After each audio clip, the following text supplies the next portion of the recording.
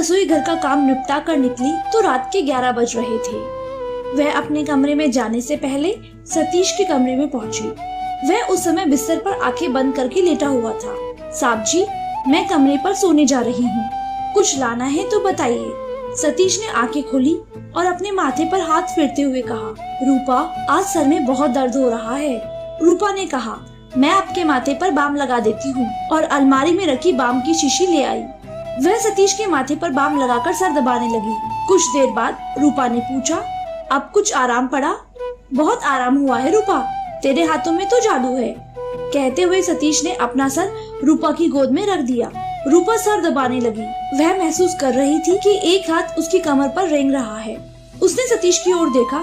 सतीश बोला, रूपा, यहाँ रहते हुए तू किसी बात की चिंता मत करना, तुझे किसी भी चीज की कोई कमी नहीं रहेगी।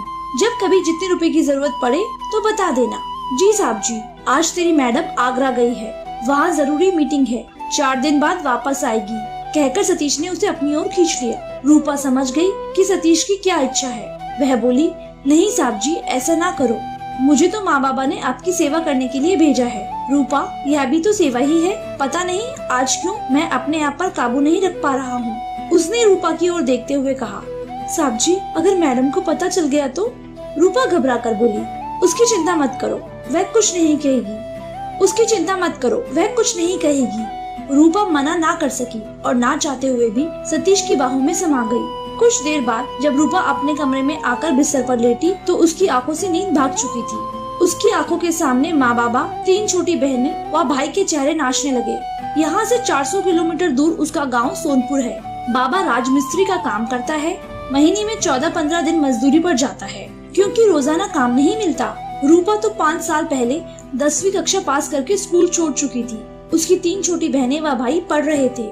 माँ ने उसका नाम रूपमती रखा था, पर पता नहीं कब वह रूपमती से रूपा बन गई। एक दिन गांव की प्रधान विद्या देवी ने माँ को बुलाकर कहा था, मुझे पता चला है कि तेरी बेटी रूपा तेरी तरह बहुत बढ़िया खाना बनाती है, तू उसे सुबह से शाम तक के लिए मेरे घर भेज दे। ठीक है प्रधान जी, मैं उसे भेज दूंगी, माँ ने कहा था। 2 दिन बाद रूपा ने विद्या प्रधान के घर की रसोई संभाल ली। एक दिन एक बड़ी सी कार विद्या प्रधान के घर के सामने रुकी। कार से सतीश व उसकी पत्नी मालिनी मैडम उतरे। कार पर लाल बत्ती लगी थी। विद्या प्रधान की दूर की रिश्तेदारी में मालिनी मैडम उनकी बहन लगती थी। दोपहर का खाना खाकर सतीश व मालिनी ने रूपा को बुलाकर कहा, तुम बहुत अच्छा खाना बनाती हो, हमें तुम जैसी लड़की की जरूरत है, क्या तुम हमारे साथ चलोगी? जैसे तुम यहाँ खाना बनाती हो वैसे ही तुम्हें वहाँ भी रसोई में काम करना है। रूपा चुप रही। विद्या प्रधान बोल उठी थी, ये क्या कहेगी, इसके माँ बाबा को कहना पड़ेगा। कुछ देर बाद ही रूपा के माँ बाबा वहाँ आ गए थे। विद्या प्रधान बोली, रामदास, यह मेरी बहन है, सरकार में एक मंत्री की तरह है। इन्हें तेरी बेटी के हाथ का बना खाना बहुत पसंद आया, तो ये लोग इसे अपने घर ले जाना चाहते हैं रसोई के काम के लिए। सुनो रामदास, बेटी रूपा को भेजकर बिल्कुल भी चिंता न करना, हम इसे पूरा लाड प्यार देंगे। रुपए पैसे हर महीने या जब तुम चाहोगे भेज देंगे, ऐसा मालिनी मैडम ने कहा।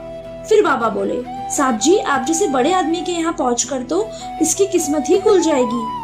यह आपकी सेवा खूब मन लगाकर करेगी, यह कभी शिकायत का कोई मौका नहीं देगी आपको। सतीश ने जेब से कुछ नोट निकाले और बाबा को देते हुए कहा, लो फिलहाल ये पैसे रख लो, हम लोग हर तरह से तुम्हारी मदद करेंगे। यहाँ से आगरा तक कोई भी सरकारी या गैर सरकारी काम हो पूरा करा देंगे। अपनी सरकार है तो फिर चिंता किस बात की। रूपा उसी दिन सतीश व मालिनी के साथ इस कस्बे में आ गई थी। उन दोनों की बहुत बड़ी कोठी थी जिसमें कई कमरे थे। एक कमरा उसे भी दे दिया गया था। मालिनी मैडम ने उसके लिए कई सूट भी खरीद कर दिए थे। उसे एक मोबाइल फोन भी दिया था ताकि वह अपने घर परिवार से बात कर सके। रूपा को पता चला था कि सतीश की काफी जमीन और जायदाद है।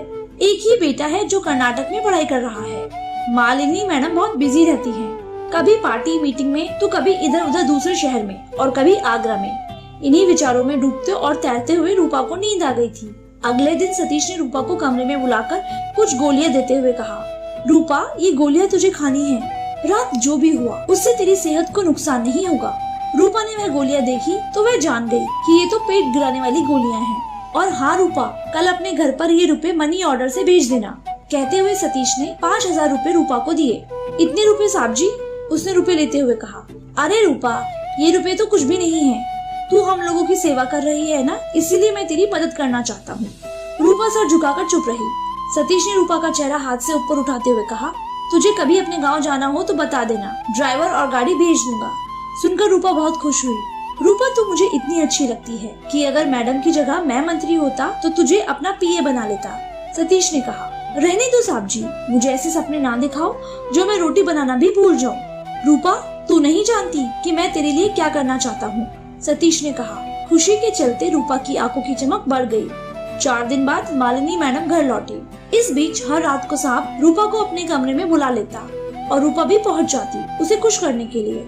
अगले दिन रूपा एक कमरे के बराबर से निकल रही थी तो सतीश व मालिनी की बातचीत की आवाज आ रही थी। वह रुककर सुनने लगी। कैसी लगी रूपा? मालिनी ने पूछा। ठीक है, बढ़िया खाना बनाती है, सतीश का जवाब था। मैं रसोई की नहीं बेडरूम की बात कर रही हूँ।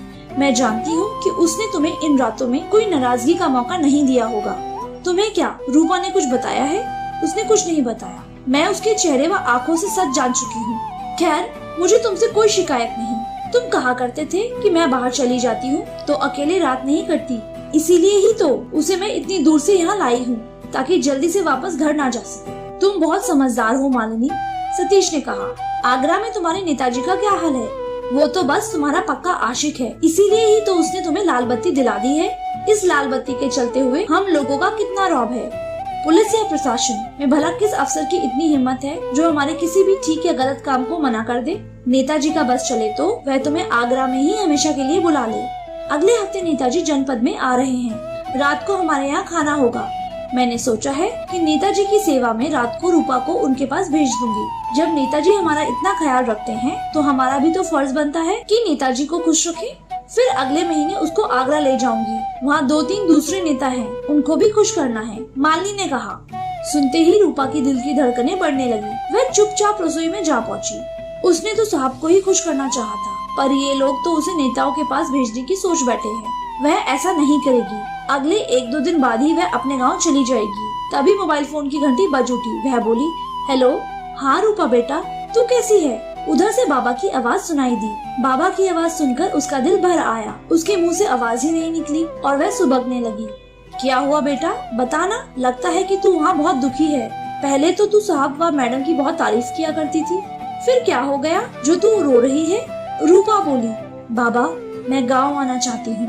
ठीक है बेटी, मेरा 2 दिन का काम और है, उसके बाद मैं तुझे लेने आ जाऊंगा। मैं जानता हूँ कि मैडम व साहब बहुत अच्छे लोग हैं, तुझे भेजने को मना नहीं करेंगे। तू हमारी चिंता ना करना, यहाँ पर सब ठीक है। तेरी माँ, भाई, बहन सब मजे में है, बाबा ने कहा। रूपा चुप रही। अगले दिन सतीश व मालिनी ने रूपा को कमरे में बुलाया। सतीश ने कहा, रूपा 4-5 दिन बाद आगरा से एक बहुत बड़े नेताजी आ रहे हैं। यह हमारा सौभाग्य है कि वह हमारे यहाँ खाना खाएंगे और रात को आराम भी यहीं पर करेंगे। जी, रूपा के मुंह से निकला। रूपा, रात को तुम्हें नेताजी की सेवा करनी है, उनको खुश करना है। देखना रूपा, अगर नेताजी खुश हो गए तो। मालिनी की बात बीच में ही अधूरी रह गई। रूपा एकदम बोल उठी, नहीं मैडम जी, यह मुझसे नहीं होगा। यह गलत काम मैं नहीं करूँगी। और मेरे पीठ पीछे साहब जी के साथ रात को जो करती रही, क्या वह गलत काम नहीं था? रूपा सर झुकाए बैठी रही। उसे कोई जवाब नहीं बन पा रहा था। रूपा, तू हमारी बात मान जा, तू मना मत कर। सतीश बोला, साहब जी ये नेताजी आएंगे, इनको खुश करना है। फिर कुछ नेताओं को खुश करने के लिए मुझे मैडम जी आगरा लेकर जाएंगी। मैंने आप लोगों की बातें सुन ली हैं। मैं अब यह गलत काम नहीं करूँगी। मैं अपने घर जाना चाहती हूँ। 2 दिन बाद मेरे बाबा आ रहे हैं। रूपा ने नाराजगी भरे शब्दों में कहा, अगर हम तुझे गाँव ना जाने देते तो मैं थाने में जाकर पुलिस को और अखबार के दफ्तर में जाकर बता दूंगी कि आप लोग मुझसे जबरदस्ती गलत काम करवाना चाहते हैं, रूपा ने कड़े शब्दों में कहा। उसके बदले तेवर देखकर सतीश ने कहा, ठीक है, हम तुझसे कोई काम जबरदस्ती नहीं कराएंगे, तू अपने बाबा के साथ गाँव जा सकती है। यह कहकर सतीश ने मालिनी की ओर देखा। उसी रात सतीश ने रूपा की गला दबाकर हत्या कर दी और ड्राइवर से कहा उसकी लाश को नदी में फिकवा दे। दिन निकलने पर इंस्पेक्टर को फोन करके कोठी पर बुला लिया। कहिए सर, कैसे याद किया? इंस्पेक्टर ने आते ही कहा, हमारी नौकरानी रूपमती घर से 2 लाख रुपए व कुछ जेवरात चुराकर भाग गई है। हुजूर, वह भागकर कहाँ जाएगी? हम जल्द ही उसे पकड़ लेंगे, इंस्पेक्टर ने कहा और कुछ देर बाद चला गया। दोपहर बाद रूपा का बाबा रामदास आया। सतीश ने उसे देखते ही कहा, अरे ओ रामदास, तेरी रूपा तो बहुत गलत लड़की निकली।